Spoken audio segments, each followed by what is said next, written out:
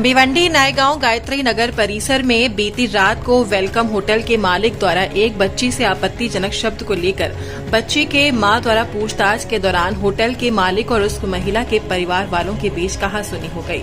हालांकि ये कहासुनी मारामारी तक पहुंच गई, जिसके कारण आपसी मारामारी के दौरान इसमें कई लोग बुरी तरह से घायल हो गए हैं।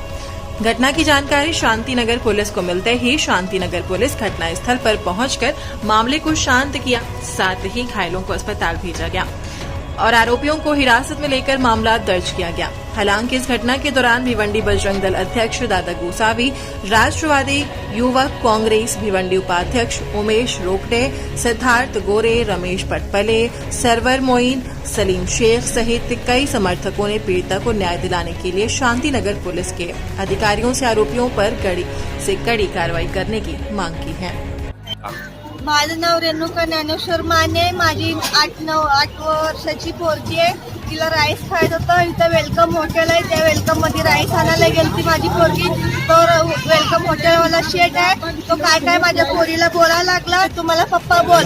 तर मी गेले तिथे विचारायला, तर माझ्या पोरीला तो असं का बोलला, तो मला शिव्या गाळी करून मारहाण करायला लागला। तितक्यात बोलायला लागला, तलवारी घेईला इथंच कापून देऊ, बोलते आयता शिकार आपल्या आतमध्ये आला, असं हिंदीमध्ये बोलायला लागला होता। तितक्यात सटर बंद करत घेतलं त्यांनी, अर्धा सटर बंद केलता।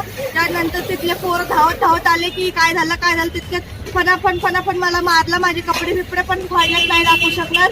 तिथं मग मारहाण करता पोरं मला वाटून आली, मला ओळखीचे पण नवीन पोरं परत देवासारखे माझ्यासाठी धावून आले। त्या पोरांना माझ्यासाठी मारहाण झाली।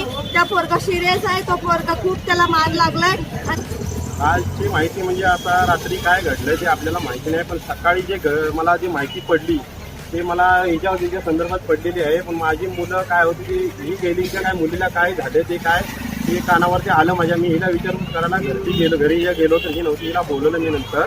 ही आल्यानंतर हिच्यासाठी मी विचारपूस केली। ही महिने मला काय झालं ते रात्रीचा मॅटर मला सांगितलेलं आहे। सांगितल्यानंतर मी जी कारवाई काय पोलीस स्टेशनला आपले सिनियर साहेब असते, आपले विनोद पाटील साहेब असते, यांच्याशी माझं जे बोलणं झालेलं आहे ते बोलले आम्ही भरपूर कारवाई केलेली आहे, आम्ही कडक कारवाई केली आहे। जे कोणी आरोपी आहेत त्यांना मी 4 का 5 जणांना त्यांनी उचललेला आहे, चौकीला अटक केलेली आहे बोलते।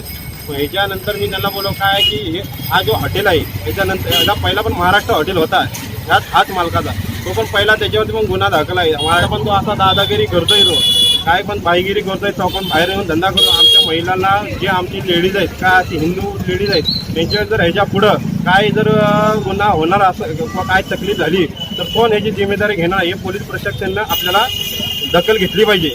हे माझं फक्त हे आव्हान आहे पोलिटिशियनला।